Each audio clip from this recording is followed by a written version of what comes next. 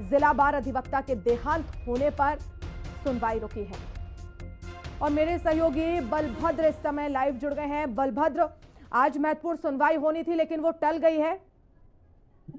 जी जी, आपको बता दें आज 10:30 बजे से न्यायालय में मुस्लिम पक्ष की सुनवाई होनी थी, लेकिन जिला बार अधिवक्ता के देहांत के कारण ये सुनवाई टल गई है।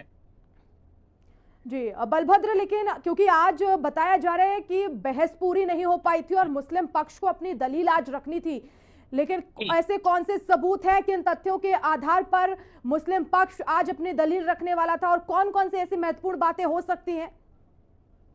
जी देखिए, जो इंतजामिया कमेटी है, उनके जो वकील हैं, उनका ये कहना है कि सबसे पहले हिंदू पक्ष ने जो याचिका दायर की है उसमें कहा गया है कि मंदिर को तोड़ के मस्जिद का निर्माण किया गया है।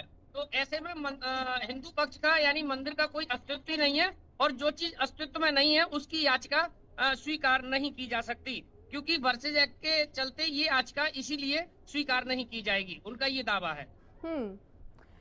लेकिन बहुत जरूरी है कि आखिर जो हिंदू महासभा की तरफ से 2022 में याचिका दाखिल की गई थी, उनकी तरफ से ऐसे कौन से आधार पेश किए गए, कौन से तथ्य थे जिसके आधार पर सुनवाई के लिए ये याचिका योग्य रही?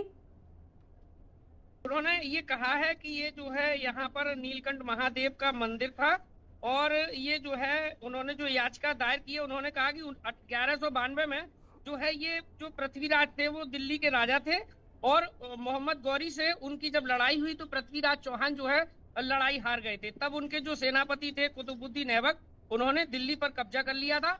और क्योंकि ये जो है कन्नौज में आता था बदायूं, तो कन्नौज में जो है जयचंद को हराया, और उसके अंतर्गत ही जो राजा महिपाल थे यहाँ पर बदायूं में, वो बदायूं के राजा थे, और उन्होंने उनकी भी हत्या कर दी। उसके बाद इस पे किले पर जो है जो यहाँ पर नीलकंठ महादेव का मंदिर था उस पर कब्जा कर लिया और उसको तोड़कर मस्जिद बनाई गई। लेकिन क्या फिलहाल तो माहौल शांत है? यहाँ पर जो है मस्जिद नहीं बल्कि। चलिए, बहुत शुक्रिया बलभद्र तमाम जानकारी के लिए। और संभल में कितने राज।